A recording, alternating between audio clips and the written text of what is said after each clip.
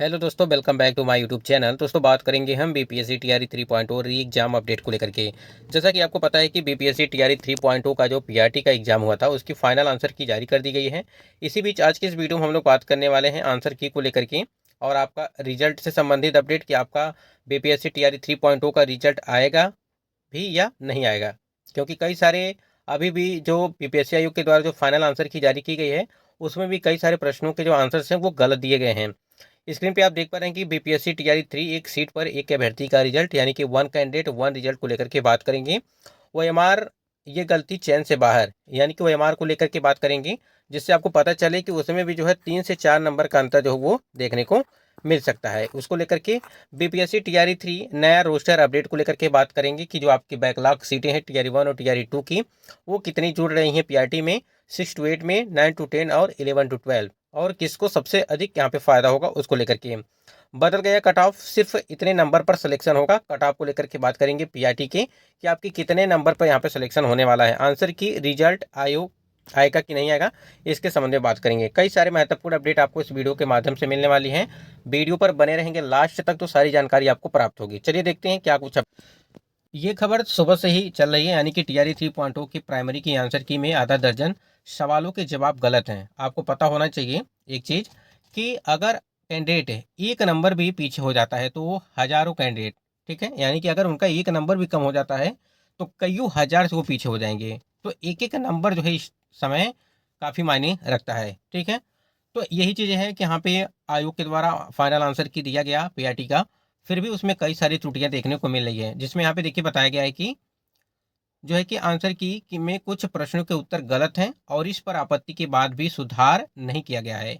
Final answer की के आधार पर बड़ी संख्या में अभ्यर्थियों के नंबर में 3 से 4 की कमी आई है, तो कुछ में 1 से 2 नंबर की जो है बढ़ोतरी देखने को मिली है। अब यहाँ पे आपको बता दें कि एक प्रश्न तो आपका डिलीट किया गया है और वो भी आपका जो रीजनिंग वाला प्रश्न था जिसमें जेंडर वाला था वो प्रश्न डिलीट किया गया है। बाकी 2 प्रश्न आपके भाषा से थे। बाकी आपका 5 प्रश्न जो था वो जीके जीएस से था, ठीक है। उसमें मतलब कि लगभग 8 प्रश्न ऐसे हैं कि जो यहाँ पे विवादित हैं और जो जिसके मतलब कि आंसर की में जो है ऑप्शंस चेंज किए गए हैं, ठीक। तो कहीं ना कहीं 5 से 6 नंबर आप उसको मान के चलेंगे अधिक से अधिक, ठीक है। और देखिए एनसीईआरटी से इनमें नहीं मिल रहे हैं कई उत्तर, ठीक है। अभ्यर्थियों का कहना है कि फाइनल आंसर की में एक प्रश्न को डिलीट किया गया तो भाषा के 2 प्रश्न और सामान्य अध्ययन के 5 प्रश्न, जैसा कि अभी हमने आपको बताया सेम यहीं पर ये चीजें लिखी गई भी गई हैं।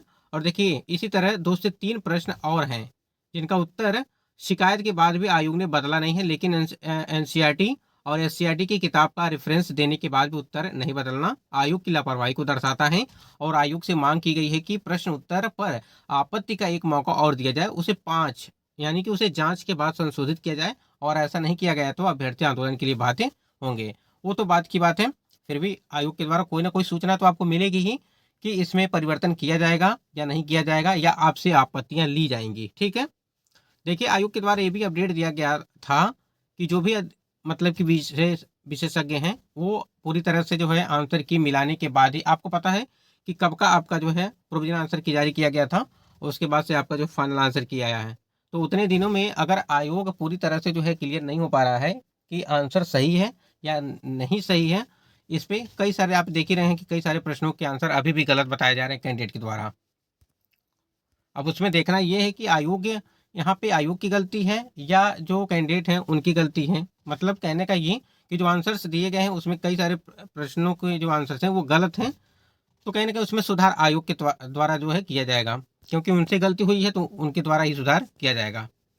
और यहाँ पे हम लोग थोड़ा सा बात करेंगे कि रोस्टर को लेकर के, ठीक है। देखिए आंसर की में जो सुधार का है, जो आपत्तियां फिर से दोबारा मांगी जा रही हैं वो तो आयोग के द्वारा दी जाएगी, लेकिन जो यहाँ पे आपका रोस्टर को लेकर के यानी कि जो नया रोस्टर बनेगा, जैसे आपको 65% आरक्षण मामले को देखते हुए 65% रद्द किया गया है, अब 50% आरक्षण पे जो है यहाँ पे रोस्टर तैयार किया जाएगा।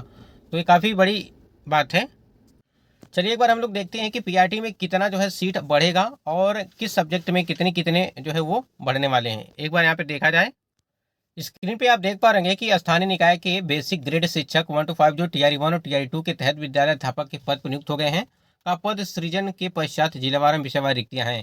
एक चीज़ यहाँ पे समझिएगा, हम लोग पीआरटी को लेकर के बात करेंगे, क्योंकि इसमें जो टीआरई 1 और टीआरई 2.0 को लेकर के दिया गया है, यानी कि जो आपकी समझिए एक तरह से ये बैकलॉग सीटें हैं, ठीक है, बैकलॉग सीटें हैं।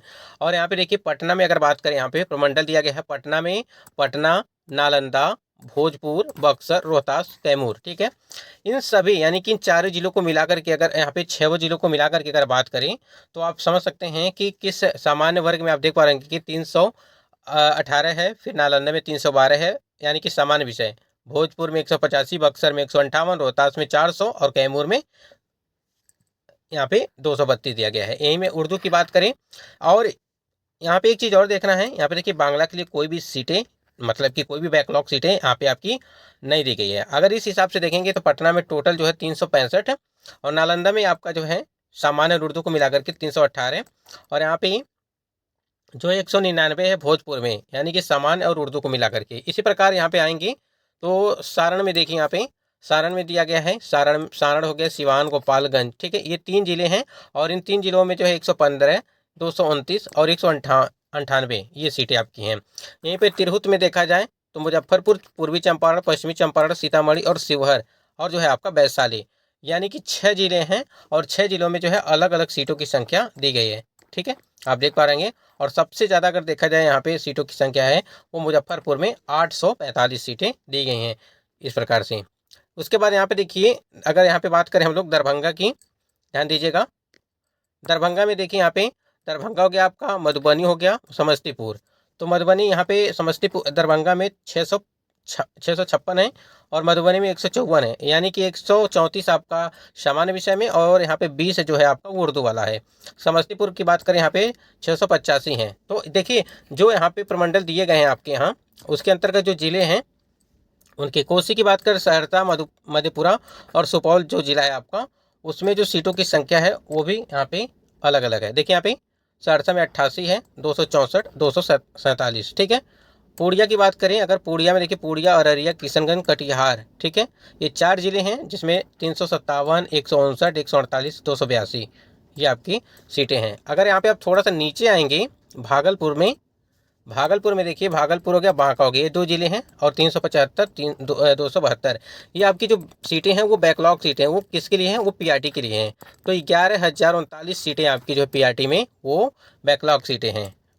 मुंगेर की बात करें, मुंगेर, खगड़िया, बेगूसराय, लखीसराय, शेखपुरा, ठीक है, और जमुई, ये आपके 6 जिले हैं। 6 जिलों में आप देख सकते हैं कि कितनी कितनी सीटें यहाँ पे आपकी हैं। मगध में बात करें, मगध यानी कि जहानाबाद, औरंगाबाद, अरवल, नवादा, ठीक है, यानी कि 4 जिले ऐसे हैं, गया, ठीक है, ये 4-5 जिले ऐसे हैं जो यहाँ पे सीटों की संख्या देखिए सबसे ज़्यादा गया। उसके बाद यहाँ पे 254 जो है आपका है जहानाबाद, औरंगाबाद में 390, अरवल में 131, नवादा में 334, ठीक है। तो इस हिसाब से अगर देखेंगे तो यहाँ पे देखिए उर्दू हो गया आपका, बांग्ला हो गया, और आपका सामान्य विषय जो होता, ठीक है, उन तीनों को मिला करके देखिए बांग्ला में 21 सीटें हैं, और यहाँ पे 1050 सीटें आपकी जो उर्दू में, और 9,968, आप इसे 10,000 मान के चलेंगे, ठीक है, 10,000, यानी कि टोटल अगर बात करें तो 11,039 सीटें हैं जो आपकी पीआरटी में यहाँ पे काफ़ी आपकी हेल्प होने वाली है। यानी कहने का मतलब ये है, ये सीटें आपकी ऐड कर दी जाएंगी, उसके बाद से आपकी कट ऑफ जो है वो डाउन जाएगी। क्यों? क्योंकि यहाँ पे 28,000 जो पहले से यहाँ पे सीटें हैं, अगर यहाँ पे 11,000 और सीटें आपकी ऐड कर दी जाती हैं तो आपकी काफ़ी लगभग 39,000 के आसपास आपको सीटों की संख्या वो हो जाएगी। तो सीटें जितनी बढ़ेंगी उतनी ही कट ऑफ कम जाएगी, और सीटें जितनी कम रहेंगी उतनी कट ऑफ हाई जाएगी, ये आपको सबको पता है। तो अच्छा खासा है। अगर 11,000 यहाँ पे देखिए, सामान्य के लिए सबसे ज़्यादा आपका 9,968 ये आपकी काफ़ी मतलब सीटें होती हैं, ठीक है। तो ये यहाँ पे जो सीटें ऐड की जाएंगी वो काफ़ी आपके लिए मददगार होंगी। एक बार हम लोग यहाँ पे थोड़ा सा कट ऑफ को लेकर के बात कर लेते हैं कि आपकी क्या एक्सपेक्टेड कट ऑफ होगी टीआरई 3.0 का जो पीआरटी का है, ठीक है, ध्यान दीजिएगा। पीआरटी की हम लोग बात करेंगे और इसमें सभी ध्यान देंगे। देखिए ईवार कैटेगरी की अगर बात करें तो लगभग यहाँ पे आपका जो है 75 से लगा करके 80 यानी कि 75 से 80 के बीच आपकी कट ऑफ वो रहने वाली है। मतलब कि इस बार संभावनाएं बन रही हैं कि इतना आपका जा सकता है। क्योंकि देखिए अगर आपको पता होगा कि पीआरटी में जो आपका 67 के आसपास और 57 के आसपास यहाँ पे पुरुष और महिला की कट ऑफ थी, ठीक है। अब उसको आप इस बार क्या है कि इस बार आपको यहाँ पे जो पुरुषों की है, ठीक है, यानी कि यहाँ पे लगभग 65 से 70 के आसपास हमने बताया है कि जो महिला कैंडिडेट है उनका यहाँ पे होगा। उसी प्रकार ईडब्ल्यूएस की अगर बात करें तो ईडब्ल्यूएस में 65 से 70 के आसपास आपकी जो है वो कट ऑफ रहेगी। पीआरटी की हम लोग बात कर रहे हैं, ध्यान दीजिएगा इस बात को। पीआरटी की यहीं पे अगर 55 से 60 के बीच बात करें तो वो महिला कैंडिडेट के लिए है पीआरटी में।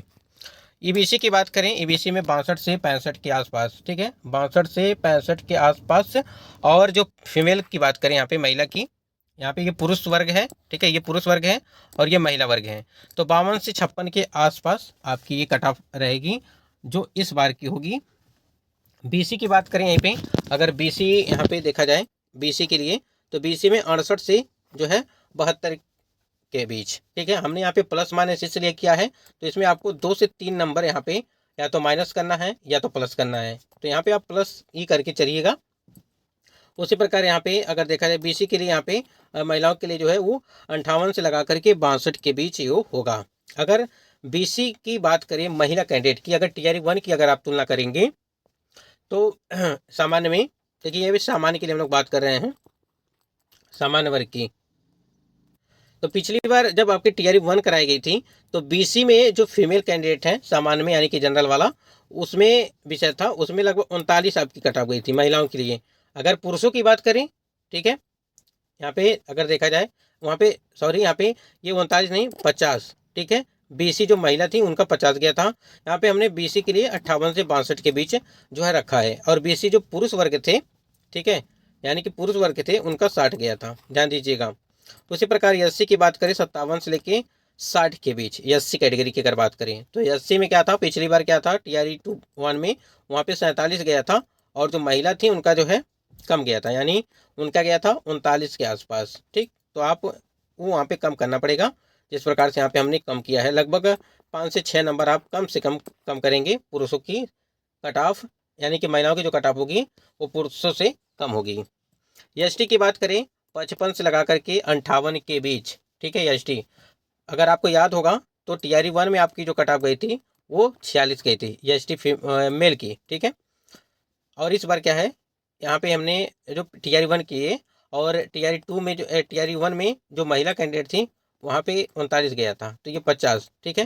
देखिए यहाँ पे ये महिलाओं की यहाँ पे कम हो सकती है, लेकिन पुरुषों में बहुत ही कम मतलब देखने को मिलता है कि कमी आती है, जबकि आपको पता है कि पुरुष वाले कट ऑफ में अधिक, पुरुषों की कट ऑफ अधिक होती है महिलाओं से।